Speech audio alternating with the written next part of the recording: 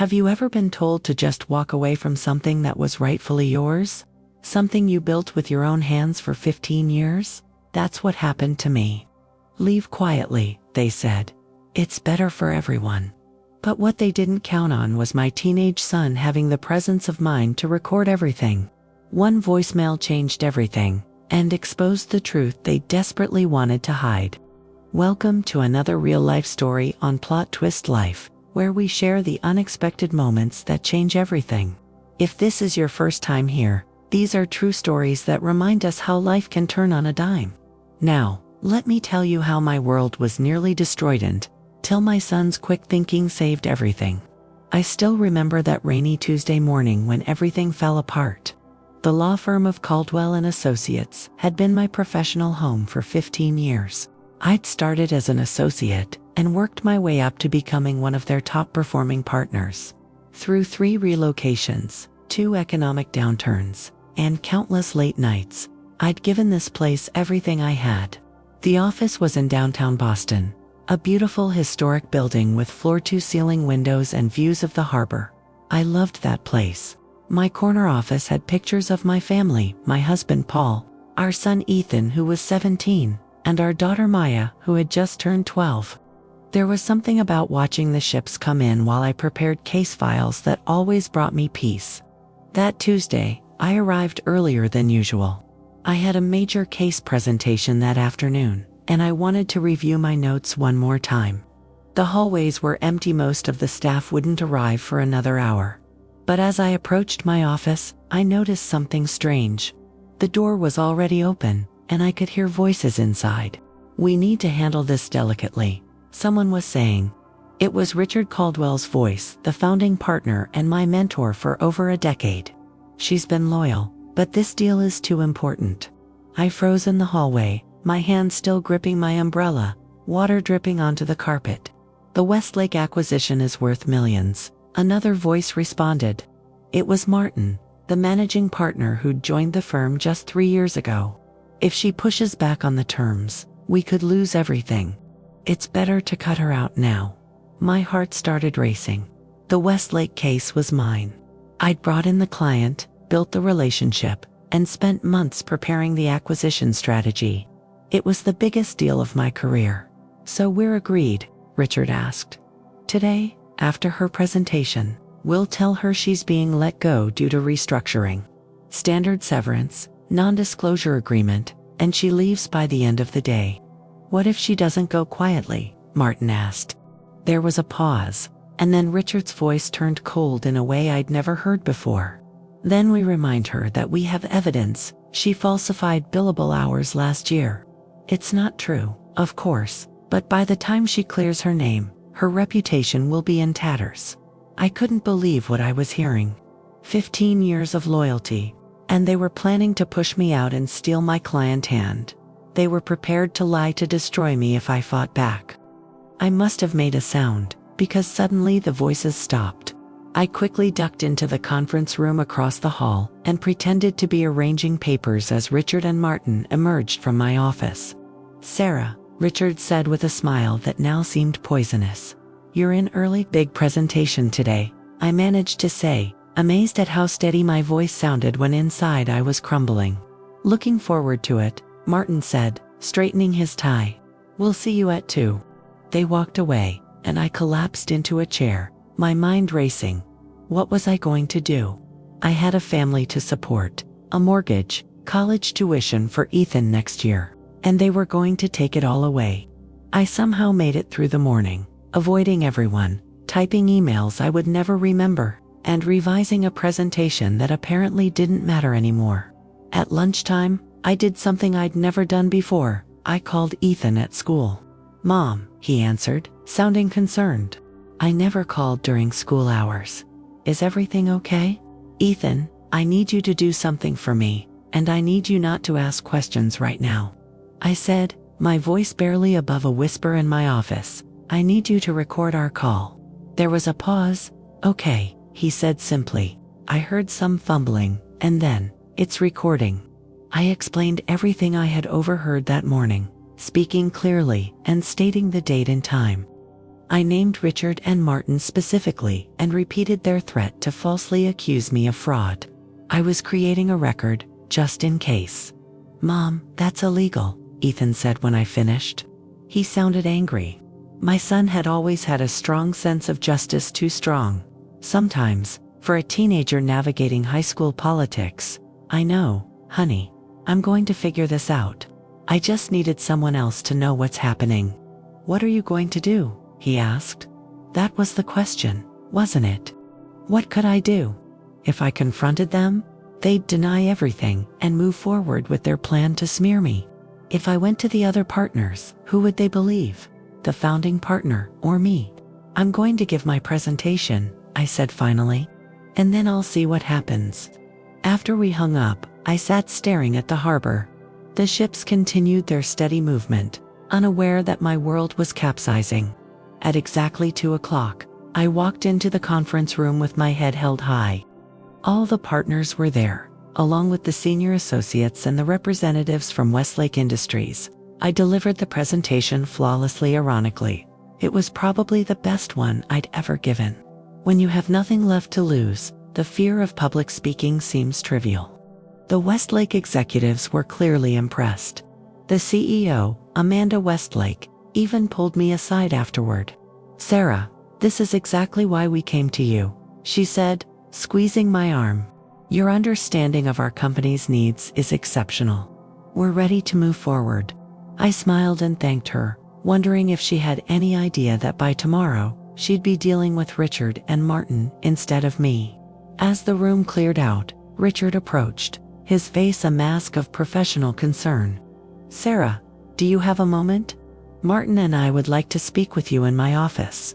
Here it comes, I thought. The end of everything I'd built. Richard's office was larger than mine, with awards and law books lining the walls, the perfect setting for destroying someone's career. He gestured for me to sit while Martin closed the door. "Sarah," Richard began, folding his hands on his desk, "you've been with us for a long time, and we value the contributions you've made to this firm." The past tense wasn't lost on me. "Had made" would have been more honest.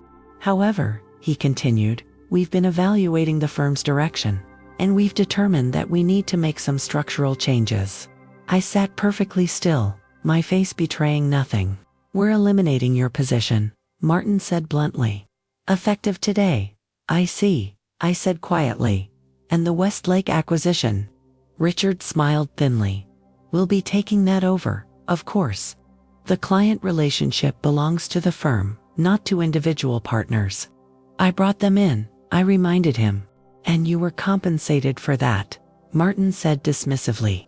"Now, we've prepared a separation agreement. Standard severance 6 months salary, health benefits for 3 months, and of course, a non-disclosure agreement." Richard slid a document across the desk. "We'll need you to clear out your office today. Jennifer from HR will assist you." I picked up the agreement and pretended to read it, though the words blurred before my eyes. "What if I don't agree to this?" I asked, looking up at them. Richard's expression hardened. "Sarah, we'd prefer this to be amicable, for everyone's sake, including my own," I asked. "Yes," Martin said. "Your reputation in the legal community is important. You wouldn't want anything to tarnish it." There it was, the veiled threat. Just as I'd overheard that morning, "You're threatening to falsely accuse me of fraud if I don't leave quietly," I stated plainly. Richard's eyes widened slightly, but he recovered quickly. "No one's threatening anything. We're offering you a fair package. But if you choose to make this difficult, we would be obligated to disclose certain irregularities we've discovered in your billable hours." I stood up slowly. "I understand. I'll need time to review the agreement with my own lawyer." "We need an answer by the end of day," Martin said firmly. I walked out without another word, straight to my office, and closed the door. Then I called Paul. "They're pushing me out," I said when he answered, "and they're threatening to accuse me of fraud if I don't go quietly." Paul was silent for a moment. He was also an attorney, working for the district attorney's office. He understood exactly what this meant. "Did they put that in writing?" he finally asked. "No, of course not. But I overheard them planning it this morning, And they just implied it again in our meeting. It's your word against theirs, Paul said, his voice tight with anger. These bastards. I recorded a statement with Ethan at lunch. I told him. I detailed everything I overheard. That's good, but it's still hearsay, Paul said. You need actual evidence of their threat. I felt defeated. What am I going to do? They want me gone today. Tell them you need until tomorrow morning. Come home now, and we'll figure this out. I packed up my personal belongings, 15 years reduced to a single cardboard box. Family photos, my law school diploma, a paperweight Maya had made in art class. As I was about to leave, Jennifer from HR appeared at my door.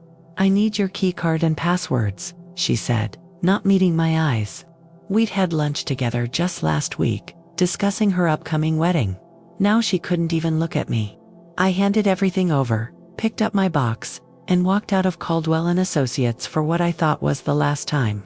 When I got home, Paul, Ethan, and Maya were waiting. They'd created a war room at our dining table, laptops open, legal pads ready. My family, preparing to fight for me when my professional family had betrayed me. I've been going through your employment contract, Paul said.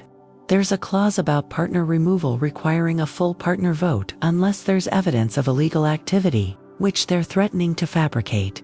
I reminded him. Mom, Ethan said, his voice strangely calm.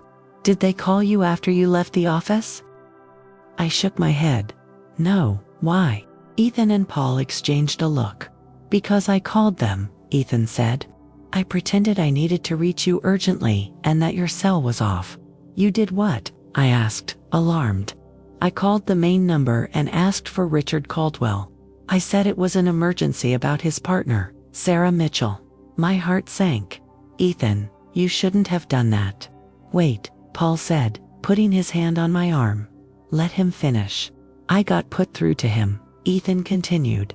I said I was your son and that I needed to reach you about a family emergency. He said you were no longer with the firm. I winced. That was fast. I acted surprised and upset, Ethan said. I asked why, and he said it was a restructuring. I asked if I could come get some of your things that you'd forgotten, and he said HR had already packed up your office. Ethan, I appreciate what you were trying to do. But Mom, he interrupted, uncharacteristically firm. I recorded the call. I stared at him. He left me a voicemail when I didn't pick up the first time, Ethan said, sliding his phone toward me. Listen. With shaking hands, I pressed play. This is Richard Caldwell returning a call for Ethan Mitchell. If you're trying to reach your mother, she's no longer with the firm as of today. If there's an emergency, you can try her cell phone or home number. If you need to retrieve any of her personal items, I'm afraid that won't be possible, as her office has already been cleared. If she's sent you to get any files or documents, I should warn you that those belong to the firm, and removing them could result in legal action. Your mother has been offered a very generous severance package, and it would be in everyone's best interest if this transition remained ... discreet. If you have any other questions, please have your mother contact our HR department directly. I looked up at my family, stunned. He just ... He just admitted they cleared out my office without permission. That's against firm policy. And that veiled threat at the end ... Keep listening, Ethan urged. There's a second voicemail. I pressed play again. Ethan, this is Richard Caldwell again. I've just spoken with Martin Hayes, and we want to clarify something. Your mother's separation from the firm is confidential. Discussing it publicly could be problematic for her, especially given some irregularities we've discovered in her work. I'm sure she wouldn't want those details to become public knowledge. Please have her call me directly, so we can discuss how to handle this situation professionally. It would be a shame if her reputation in the legal community were damaged over a misunderstanding. I sat back, my mind racing. That's a direct threat. He's saying if I don't keep quiet about being fired, they'll spread false accusations about me. Paul was already typing furiously on his laptop. That's constructive dismissal, defamation, and blackmail all in one convenient voicemail. But will it be enough? I asked. It's still their word against ours. Not anymore, Paul said grimly. Massachusetts is a two-party consent state for recordings, but there's an exception for voicemails. They've left evidence of their threats. And I have the recording from this morning, I added, hope beginning to build. Plus, Ethan said, looking slightly embarrassed, I may have called Amanda Westlake too. You did what? I gasped.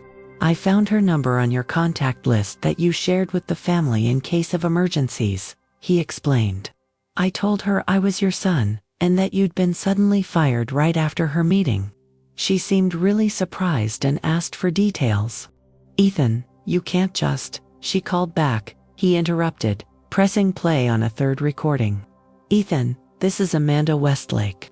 I've just spoken with Richard Caldwell about your mother's situation. He claimed it was a mutual decision based on performance issues, which frankly doesn't align with what I saw today. Your mother's presentation was exceptional, and she's been our main contact throughout this acquisition process. I've informed Mr. Caldwell that if Sarah is removed from our account, Westlake Industries will be reconsidering our relationship with Caldwell and Associates. Please have your mother call me at her earliest convenience.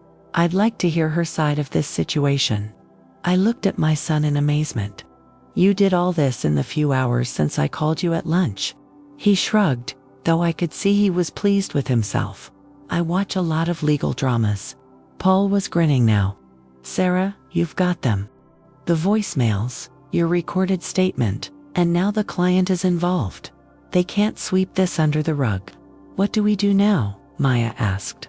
She'd been quietly taking notes this whole time, her 12-year-old face serious with concentration.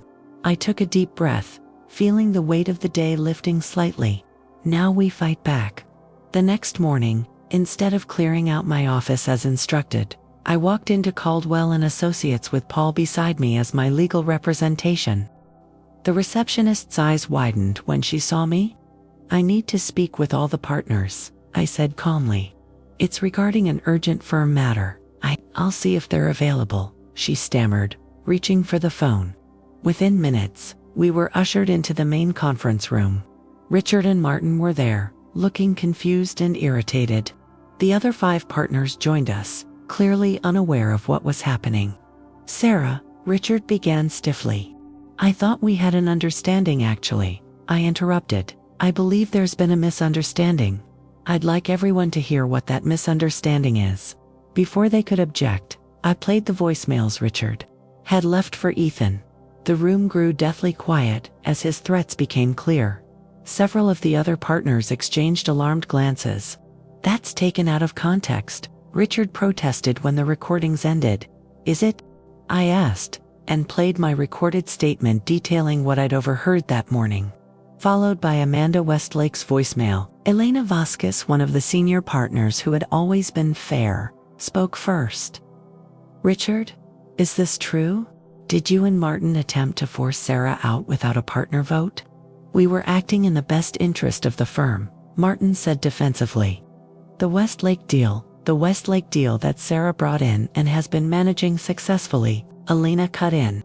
The deal that Amanda Westlake just threatened to pull if Sarah leaves. There were concerns about Sarah's performance. Richard tried again.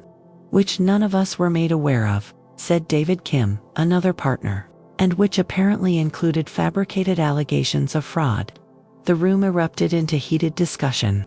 Paul leaned over to me and whispered, "They're turning on each other. This is good." After nearly an hour of debate, with Richard and Martin growing increasingly isolated, Elena called for order. "I think we need to address this properly," she said firmly. "I move for an emergency partner vote regarding the leadership of this firm." By the end of the day, both Richard and Martin were placed on administrative leave pending a full investigation. Elena was named interim managing partner, and I was formally reinstated with a public apology from the firm. 2 weeks later, after a thorough review that uncovered other instances of Richard and Martin's unethical behavior, both were removed from the partnership.